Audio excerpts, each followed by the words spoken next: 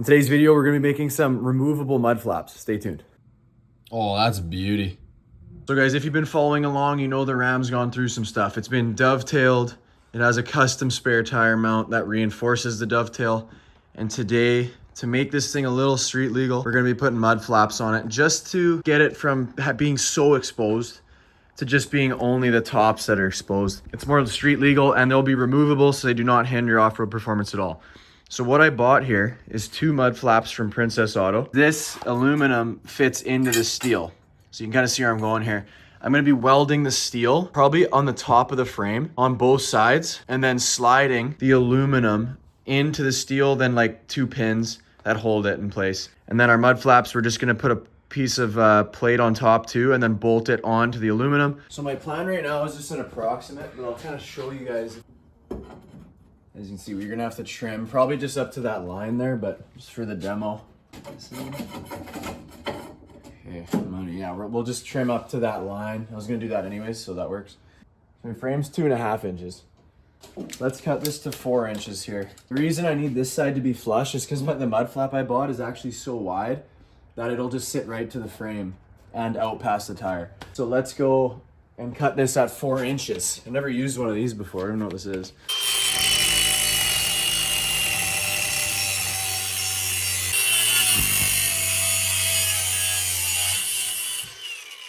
So there's our piece.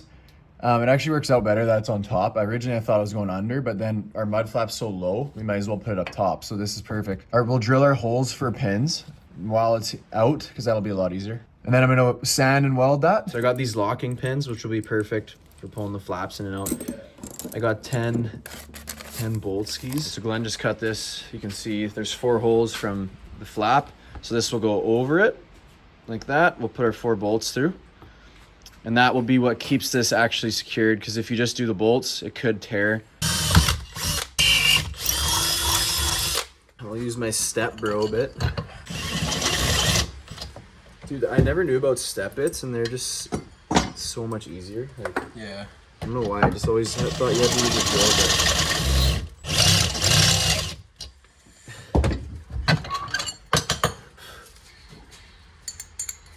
There you go. Money. All right, so I just sanded this area a little bit. I'm gonna still get the grinder in there once we get this guy out of the way, so that's what I'm gonna do right now.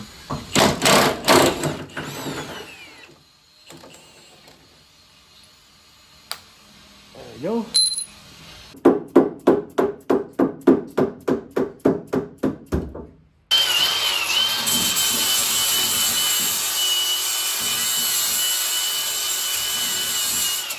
We got this frame to bare metal for the most part, and now I'm just gonna quickly cut this line right there just to get that out of the way quick.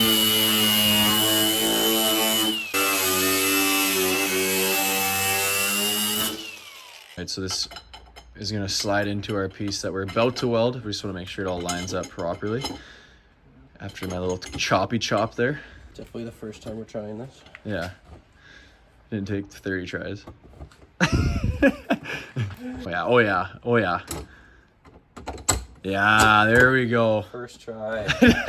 Perfect. Beauty. Yeah. Okay. You got it right there. Okay, that's perfect. Yeah. She's basically a semi-truck. Yeah. Okay, so you guys can see what we're going for. And then right where Glenn's other hand is where we're gonna have our little pin. And then you just unpin it, pull this out, leave it on the side of the road, and grab it on the way out.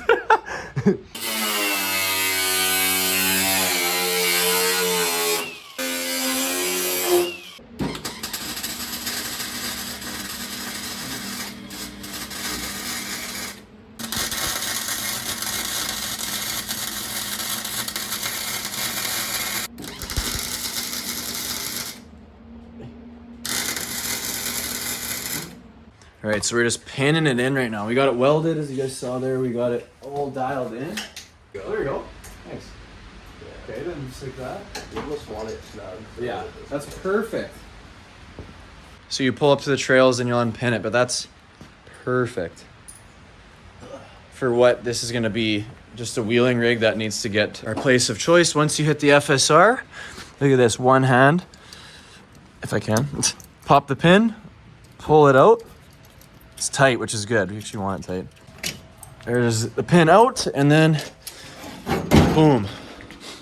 Goes in the back of the rig, and you're flapless for the trails. And then when you want to go back, same thing, just reversed. Throw this guy in all the way. Pin definitely needs to be wiggled with when this goes in, but find the other end. And then, nice. And it's back on. Super easy to remove. So that's one side. I'm gonna paint it all. So this side's all done, painted up, body mounts back in. It works as it should. Now we're gonna move to the other side.